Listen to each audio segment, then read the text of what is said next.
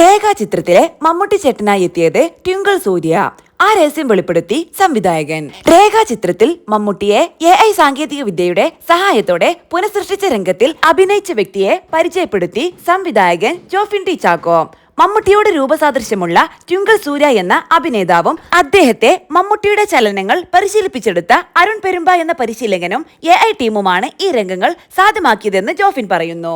ആൻഡ്രൂവിന്റെ നേതൃത്വത്തിലുള്ള മൈൻസ്റ്റൈൻ ടീമാണ് AI ഉപയോഗിച്ചുള്ള ഡി-ഏജിംഗ് നടത്തിയത്. സിനിമയിലെ സുപ്രധാനമായ നിമിഷങ്ങളിലാണ് മമ്മൂട്ടിയെ AI സാങ്കേതിക വിദ്യയുടെ സഹായത്തോടെ പുനരവതരിപ്പിച്ചിരിക്കുന്നത്.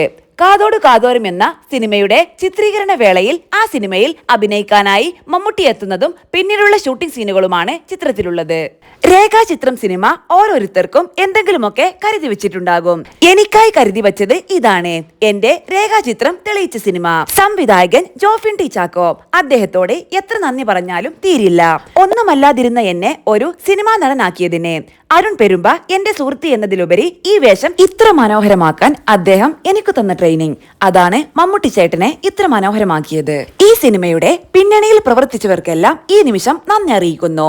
ആസിഫിക്കയുടെ 2025 ആദ്യ സൂപ്പർ ഹിറ്റ് ഫിലിമിന്റെ ഭാഗമാകാൻ സാധിച്ചതിൽ ഒരുപാട് സന്തോഷം. എല്ലാത്തിനുമുപരി മമ്മൂട്ടി സാർ, അദ്ദേഹം യെസ് പറഞ്ഞിരുന്നില്ല എങ്കിൽ ഇങ്ങനെയൊരു വേഷമോ സിനിമയോ ഉണ്ടാകില്ലായിരുന്നു.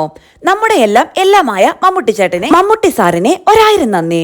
ട്വിങ്കിൾ സൂര്യയുടെ വാക്കുകൾ. സിനിമയ്ക്കായി നിരവധി തയ്യാറെടുപ്പുകളും സൂര്യ നടത്തി. 90 കിലോയോളം ഉണ്ടായിരുന്ന ശരീരഭാരം 80 കിലോയിലേക്ക് എത്തിച്ചു.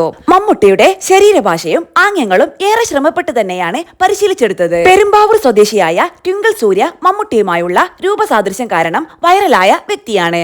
ഇൻസ്റ്റഗ്രാമിലും മറ്റും മമ്മൂട്ടിയുടെ ഗാനങ്ങളും ഡയലോഗുകളും അനുകരിച്ച് വീഡിയോ ചെയ്യുന്ന സൂര്യയ്ക്ക് നിരവധി ആരാധകരുമുണ്ട്.